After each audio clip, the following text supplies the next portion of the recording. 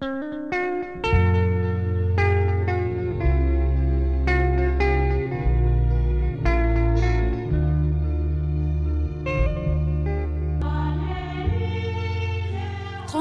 apparition.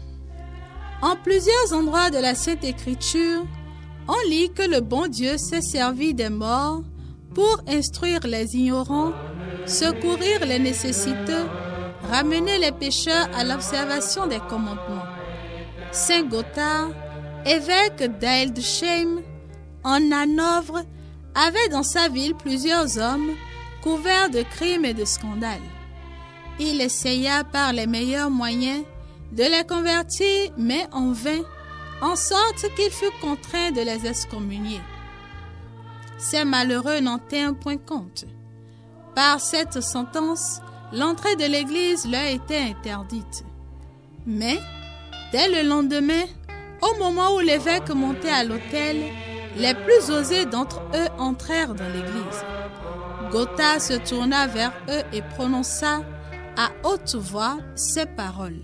« J'ordonne au nom du Saint-Esprit à tous ceux qui sont excommuniés de quitter immédiatement ce saint lieu qu'ils profanent. » Les impies ne bougèrent pas au scandale des fidèles.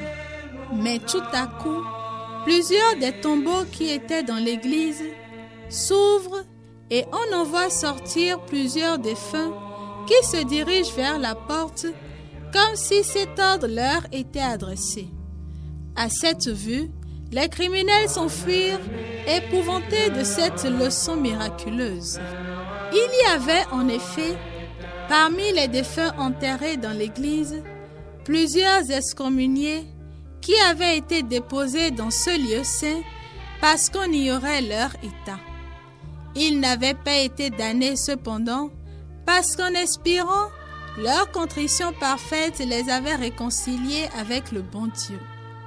Le saint prélat demeura lui-même tout surpris de ce prodige et, dès que sa messe fut achevée, il sortit pour s'assurer de tout. Les morts ressuscités l'attendaient à la porte de l'église dans la posture la plus humble. Alors le pontife, s'adressant à eux, en présence de la foule des fidèles, les lois de ce qu'il faisait avec la permission de Dieu. Par l'autorité que j'ai reçue de notre Seigneur, je vous relève de l'excommunication que vous aviez encourue au nom du Père et du Fils et du Saint-Esprit, afin que cette censure ne soit plus un empêchement à votre entrée au ciel. Que vos corps retournent en paix dans leur tombeau pour y attendre le dernier jugement. Les morts qui s'étaient agenouillés, les mains jointes et la tête inclinée, se relevèrent aussitôt et rentrèrent dans leur sépulcre. Il est donc bien important d'obéir à l'Église et d'observer ses lois. Faisons-le toujours avec une scrupuleuse fidélité. Pour les âmes du purgatoire, notre Père qui es aux cieux, que ton nom soit sanctifié, que ton règne vienne, que ta volonté soit faite sur la terre comme au ciel. Donne-nous aujourd'hui notre pain de ce jour. Pardonne-nous nos offenses comme nous pardonnons aussi à ceux qui nous ont offensés, et ne nous laisse pas entrer en tentation, mais délivre-nous du mal. Car c'est à toi qu'appartiennent le règne, la puissance et la gloire, pour les siècles des siècles. Amen. Je vous salue Marie, pleine de grâce, le Seigneur est avec vous. Vous êtes bénie entre toutes les femmes, et Jésus, le fruit de vos entrailles, est béni. Sainte Marie, Mère de Dieu, priez pour nous pauvres pécheurs, maintenant et à l'heure de notre mort. Amen.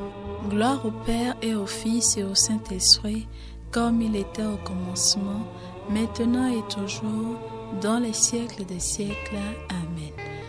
Donne le Seigneur le repos éternel et fais briller sur eux la lumière sans déclin, qu'ils reposent en paix. Amen. Notre-Dame de Montlégion, priez pour nous et délivrez les âmes du purgatoire.